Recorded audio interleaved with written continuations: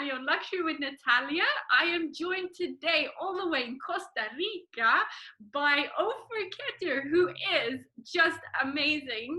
He is one of the world's few deep sea submersible pilots and also known as, and he'll tell us in a minute, welcome. How are you? Hello, good morning, buenos dias, pura vida from Costa Rica. Thank you, Natalia. It's a pleasure to be here. Thank you so much for coming on. And of course, our good contact, Henry Cookson, recommended that we should have a chat, and his interview was contagious. And I love to have more people like him on, and you are one of those, apparently. So coming on, amazing. I'm so happy, and we need a bit of positivity in our lives right now. Fantastic. Yes, it's a pleasure.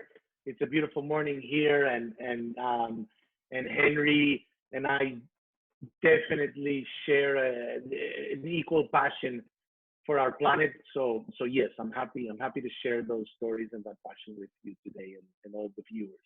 Thank you. Well, so you're known as a private travel designer as well as the submersible pilot. What does this mean? Is this a fancy word that someone's come up with, or is this real? Correct. I think it's a mix of both. It's definitely real. The titles have changed and evolved over the years, but I think the concept is the important. The concept is there and it's real, and the concept is really to understand people's personal desires and dreams and goals they want to achieve in their interaction with our planet, right? Because travel is so wide. It has to do, first of all, with your imagination, and then, of course, together with your abilities, and of course, together with your budget. But when you put those together, they vary from individual to individual, right? So what I do, and Henry as well, is really get to know the client, the individual, the family, understand what their passion is, what their dreams and goals are, and then make it reality. How exciting. That sounds like the best job in the world, honestly. You get to see it all and also go with them to experience it. Bravo. Pretty much. I definitely, it has a lot of moments of that, right? Of that excitement. And if you didn't have it, then we wouldn't do it, right? Because it's more than a business, and that's why it's more than just an agency or more than just a travel service provider. It really is a designer. It really is private, and we love it. We enjoy it, and that passion obviously guides our clients with us, right? Also comes with a lot of moments of stress and a lot of moments of sleepless nights and a lot of time of pre-preparation, because you want to get down to those perfect details, and you really have that one shot, and you know that this person, this is their dream. They've been waiting for it. They've been dreaming about it. They've put all their efforts, and they've invested economically. They've invested in it, and you want it to be perfect. So it has all of that in there. Expectations are high, and it sounds like me when I'm helping my clients with their wedding, because you only get one shot, and it has to be perfect. So it's very similar, but it's very similar. Correct. But for you also, there's a lot of safety elements that need to be considered. And in fact, one of the amazing adventures you've been on was going into a volcano. Tell me a bit more about this. This is crazy stuff. Correct. So I was working with a client on a trip to the Galapagos, to the archipelago of the Galapagos.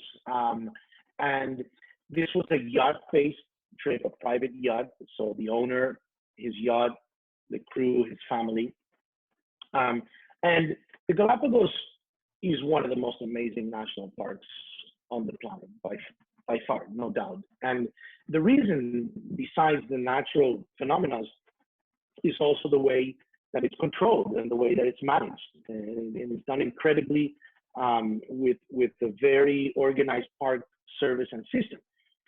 what we wanted to do is to explore more than what is known to the average visitor, right? We have the capacity, technological, operational, and also financial.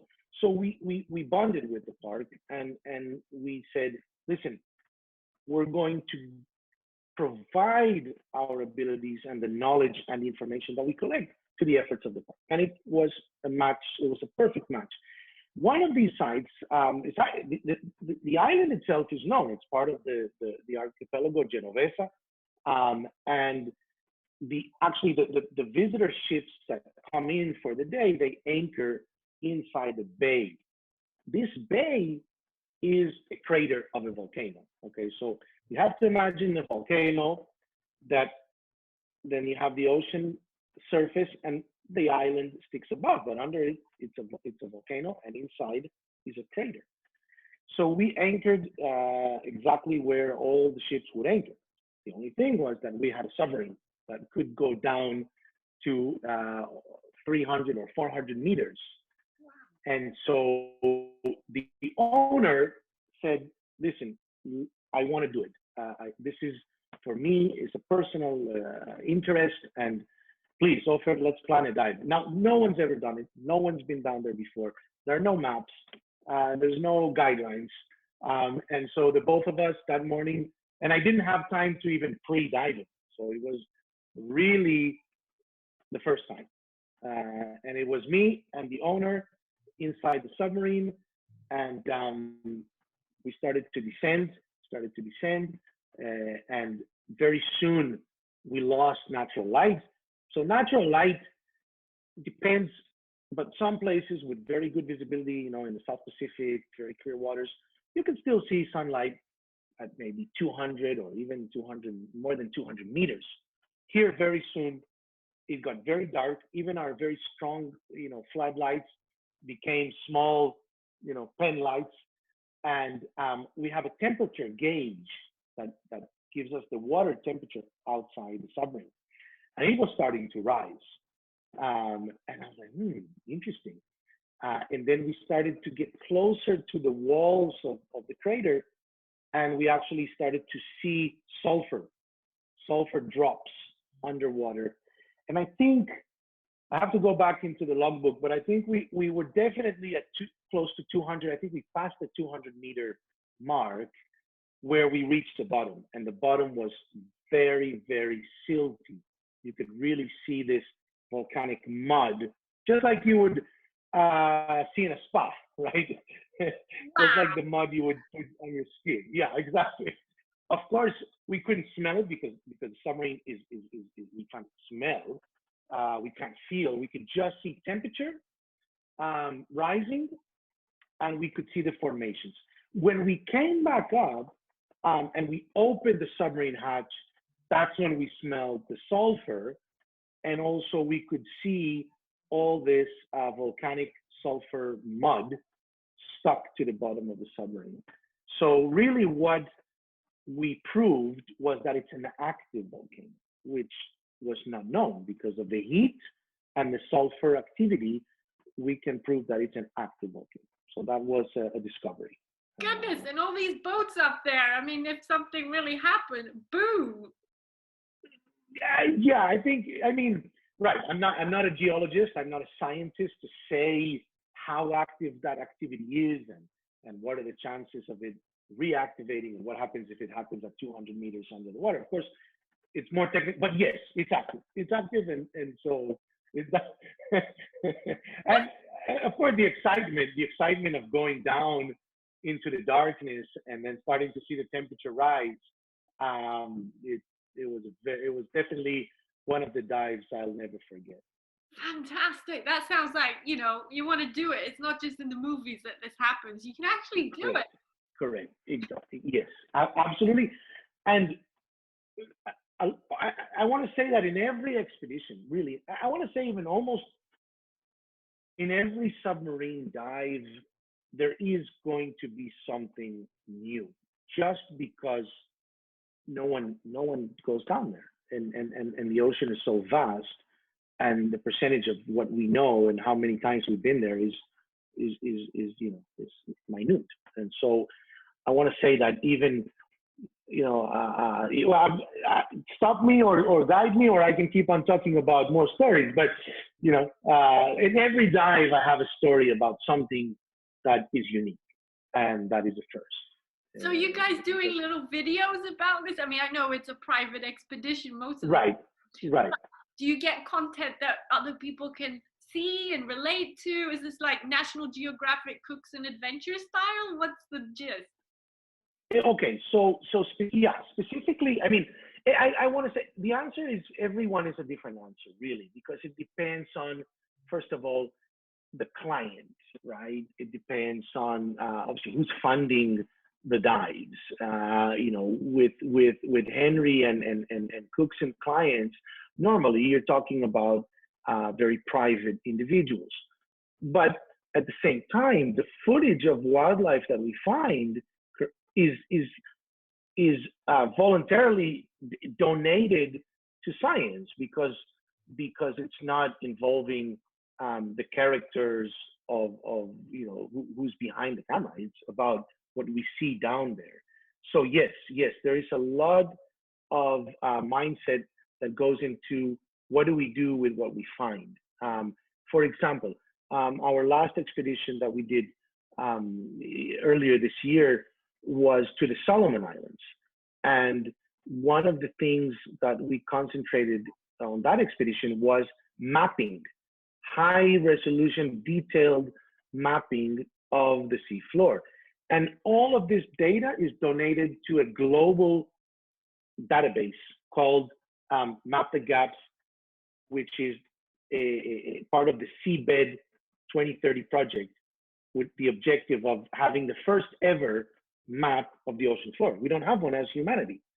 Okay, so yes, all that data, very high tech, very expensive equipment that goes into mapping the ocean floor is donated by the client to science. That's wonderful. And how do you feel as one of the pioneers in such a project? I mean, it must be quite special. It is very, very special. Like I said, when we start out, there's a million details. It's like any project. It's like a wedding, right? You're dealing with so many small details, but when you're there and now it's live and it's happening, and all those Excel files and emails and maps and charts and drawings come together, yes, there's sitting in the sub and witnessing it live for the first time. Again, probably like seeing a couple actually in their wedding ceremony. Here we are. It happens once, it's live, it's real, and there's a huge sensation of achievement and pride, really. And then of course seeing the client, coming out of submarine and the hatch opening up and this wow, and they just can't stop talking naturally out of the excitement. That's it. That's at the end of the day, that's why we do it, right? And yeah, and then sharing it with the world, of course, sharing it with the world as much as possible, technically and economically that we can. Yes, it is an objective. And how come there aren't so many submersible pilots? What's the reason? Is it because it's so dangerous and the training takes a long time? No. I like to take the word dangerous out because I don't think that it's dangerous. I don't think that there's danger in it more than a million other things that we do in our daily lives. It is technical. It's very technical. It's more complex, right? I would say it's a lot of multitasking at the same time, right? It's dealing with many things that are going on at the same time.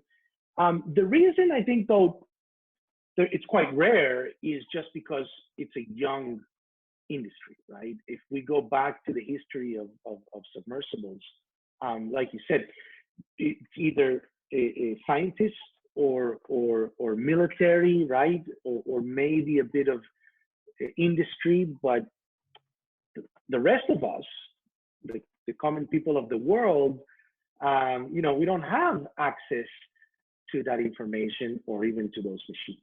And that has changed recently. I first started with submersibles in 2004, right? So now it's 16 years.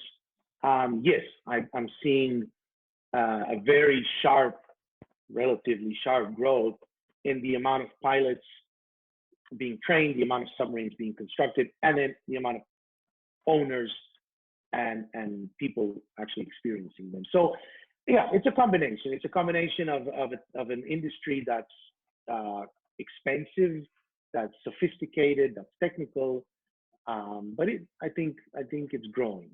Yeah, I mean, I see it at the yacht shows previous to 3, 4, 5 years, let's say, and it's become more and more trendy to have a submersible as a toy on your yacht, or even have a support vessel with all the amazing things that you can experience the wildlife and world with. And actually, I'm so intrigued, and I'd love to see a submersible opportunity happen here in the south of France, where you can go down in the Bay of Villefranche here and see a little bit of what's happening. Of course, it's not as beautiful as what you guys have seen, but still just have that sentiment of going down in the ether and not knowing what to expect, right? Absolutely. And let me correct you here about the excitement. Going down in the South France will not be less exciting than any other destination in the world, and that I can guarantee you. For example, we did, me and Henry and the Cookson team, we did last summer a submersible expedition in the middle of the Mediterranean, in the Tyrrhenian Sea of Italy, right? Which is, you know, maybe one of the most known yachting destinations, right? Everybody, you know, the Aeolian Islands, right? Capri, Sicily, and you think, yeah, okay, we go there every summer, we go to the same bays, there's not too much going on, it's the Mediterranean. Wrong, absolutely wrong. Every single dive we did there, and we spent almost 2 months there over the summer, including the Ministry of Antiquities, including scientific organizations from Italy, both marine biologists and geologists, and every single dive, we found something new. Wow, that's impressive. Yeah, it is. It is. And it's one of the things that we've discussed in the Cookson team, is doing it again and again and again. So every single yacht understands that they can still come back to the Med and do the classics, right? But they can add another layer that they've never seen before, and that's the underwater exploration. Even in Capri, we found a new Roman 2,000-year-old shipwreck. How incredible! Okay. What happened? It suddenly just turned up from the ether of the soil. No, we had readings. We had sonar readings from the government, the Italian government, but they were never able to get a submarine to go down and see it and film it. So we did that last year with scientists, with archaeologists from the Ministry of Antiquities, and it was fantastic. And at the same time, you have, you know, everybody going to the Blue Grotto and everybody going to have lunch in the marina and boats, and no one knows that we're under the ocean looking for the first time at a wreck. So it's like that, and I guarantee you it's going to be like that in France and in Corsica and everywhere in the Mediterranean, in Greece, no doubt. It just needs to happen more, like you said. So let's get out of confinement and get into it. I'm so excited to see more of your exploration adventures, you and Henry and the team. And on that note, if anyone wants to see and get a taste for what you guys do, where do they go to? Well, first of all, to the Cookson Adventures webpage, right? There's lots of information there, and following the Cookson Adventures social media. There's clips from our previous expeditions. You can also follow my personal social media, because I also do expeditions with other clients or personal expeditions. So I share a lot of that information. We actually have a submarine here in Costa Rica. That was the first one that I piloted in 2004. So, and it's still working. It's still exploring today in destinations like Cocos Island and other islands of the Pacific. So yeah, we share as much information as we can, for sure. Next interview will be me in a submersible. I'd love to do that. No one's done that. I'm ready. I'm ready, Natalia. Just tell me where and when, and I'll be there. Awesome, Ofer. I'm so excited. Thanks so much for your time and your adventures. And I'm hoping we can get back onto this, like we said, in a submersible in the future, and to see something completely new to share with the world in a new way. Guaranteed. Guaranteed. Thank you so much. Thanks everyone for watching and Ofer for joining. This has been another episode of Luxury with Natalia. More episodes coming soon. Like, subscribe, share. Sharing is caring. Take care, everyone. Bye.